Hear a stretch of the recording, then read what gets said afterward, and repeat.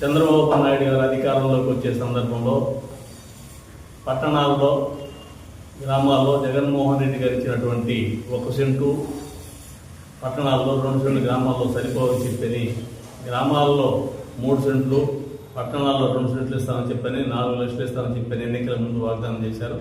ఎన్నికలు అయిన అనంతరం కూడా వాగ్దానం చేశారు. ఇప్పుడు పెరిగిన ధరలకు అనుకూలంగా ఇసుక, సిమెంటు, సువా సబ్సిడీ రేట్లు ఇచ్చి 5 లక్షల రూపాయలు ఇవ్వగలిగితే ప్రతి పేదవాడు ఇల్లు కట్టుకునే అవకాశం ఉంటుంది. ఆ మేరకు భారత కమ్యూనిస్ట్ పార్టీ నాయకత్వాన ఆంధ్రప్రదేశ్లో అన్ని సచివాలయాల ముందు అర్హత కలిగిన అందరినీ కూడా అప్లికేషన్లు చేసుకోమని చెప్పి మేము కూడా కొన్ని అప్లికేషన్లు పూర్తి చేస్తున్నాం. ప్రత్యేకించి కావాలి నెల్లూరు జిల్లాలో కూడా చేసుకోవాలని అర్హత కలిగిన వారిని అందరినీ కూడా ఈ సందర్భంగా కోరుతున్నాం.